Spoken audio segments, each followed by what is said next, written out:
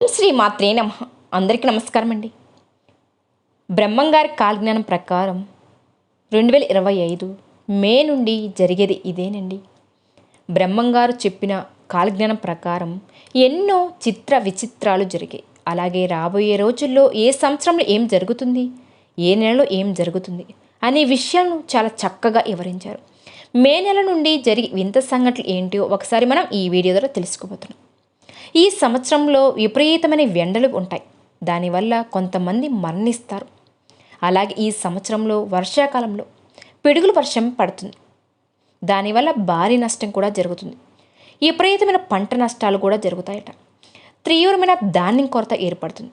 దానివల్ల బియ్యం ధరలు, నిత్య అవసరాల ధరలు కూడా ఎక్కువగా పెరుగుతాయట. తులం బంగారం కూడా 1,00,000 రూపాయలు దాటిపోతుంది. రోజు రోజుకు బంగారం ధర ఎక్కువగా పెరుగుతుంది. రాబోయే రోజుల్లో ముఖ్యమంత బంగారం కూడా దొరకదట. బంగారం కోసం ప్రజలు కొట్టుకొని సస్తారు. స్త్రీలకు పురుషులకు కామ కోరికలు ఎక్కువగా పెరుగుతాయట. స్త్రీలు పురుషులు కట్టుబాట్లు మరిచి విచ్చలవిడిగా ప్రవర్తిస్తారు. డబ్బు కోసం ఎంతకైనా సరే దిగజారుతారట. అక్రమ సంబంధాలు ఎక్కువగా జరుగుతాయి. రాబోయే రోజుల్లో స్త్రీలకు ఆయుష్ పెరుగుతుంది, పురుషులకు ఆయుష్ తగ్గుతుందట. స్త్రీలు మందు తాగడం, సిగరెట్ తాగడం లాంటివి ఎక్కువగా అవుతాయట. అలాగే స్త్రీలపై అత్యాచారాలు ఎక్కువగా అవుతాయట. అర్ధరాత్రి సమయంలో ఊళ్ళో విచిత్రమైన అరుపులు వినిపిస్తాయి. అది విన్నవారు అక్కడే రక్తం కక్కుకొని చనిపోతారట. అర్ధరాత్రి సమయంలో ఊరి బయట కుక్కలు గుంపులు గుంపులుగా చేరి ఏడుస్తాయి. ఉన్నట్టుగా దేవాలయాల్లో విగ్రహాలు మాయమవుతాయి. ఊళ్ళో ఉన్న కాకులు అన్నీ చనిపోతాయట. వేప చెట్టుకు మామిడికాయలు కాస్తాయి. చింత చెట్టుకు మల్లెపూలు పోస్తాయి. పంది కడుపున కుక్క పడుతుంది, కుక్క కడుపున మేక పడుతుంది. సముద్రంలో ఉన్న జీవులన్నీ కూడా బయటికి వచ్చి చనిపోతాయట.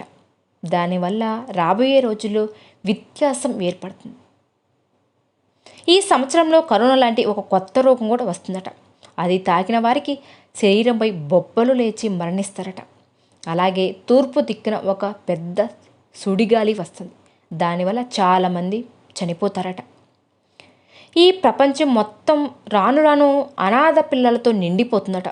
మనిషి కామానికి హద్దు అదుపు ఉండదంట. కామానికి బానిసైపోతారట. ఎంతోమంది చిన్నపిల్లలను వదిలేస్తారట. ప్రేమ అనురాగాలే తగ్గిపోతాయి. 6 సంవత్సరాల పాప గర్భవతి అవుతుంది.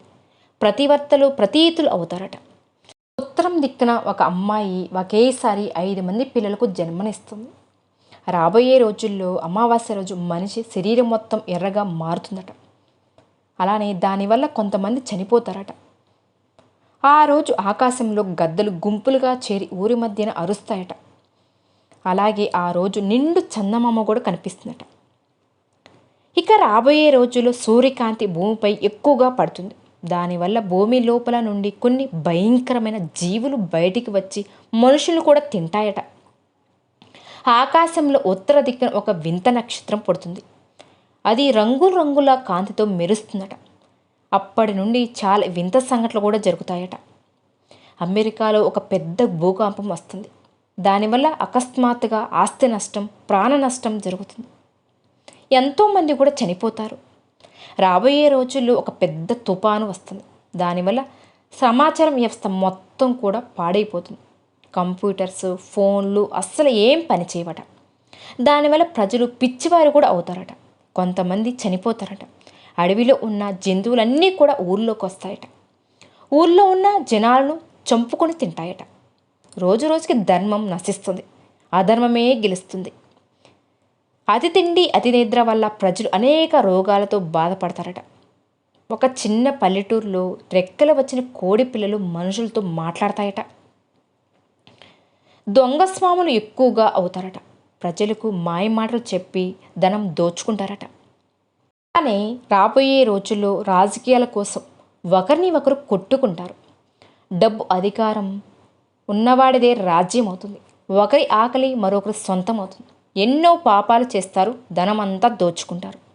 కంచి కామాక్షి కంట్లో నుండి రక్తం కారుతుంది.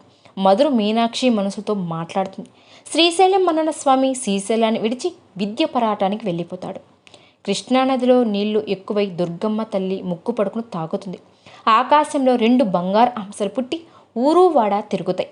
వాటిని పట్టుకోవడానికి వెళ్ళిన వారు మరణిస్తారు. ఒకవైపు తుఫాన వరలతో ప్రజలు అల్లాడిపోతారు. ఇంకొక వైపు తాగడానికి చుక్క నీరు కూడా దొరకదు.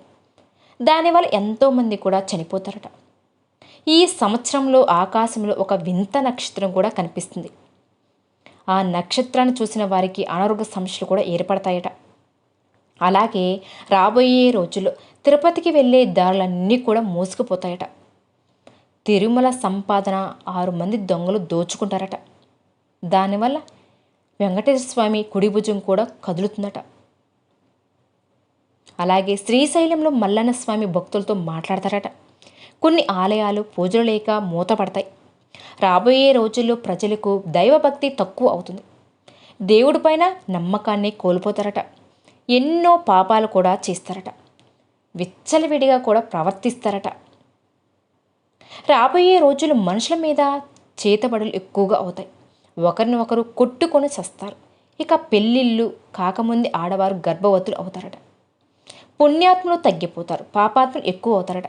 ఈ కలియుగం అంతమయ్యే సంవత్సరంలో పాపాత్ములందరూ కూడా చనిపోతారు, పుణ్యాత్ములు మాత్రమే ఉంటారు. 2060 సంవత్సరం నాటికి జనాభా సగం తగ్గిపోతుంది. వింత వ్యాధులు ఎన్నో వస్తాయట. ఆ రోగాల వల్ల ప్రజలు ఎన్నో ఇబ్బందులు, ఎన్నో బాధలు, ఎన్నో సమస్యలు పడతారట. కొంతమంది ప్రజలు చనిపోతారట. విచిత్రమైన యంత్రాలు కూడా వస్తాయి.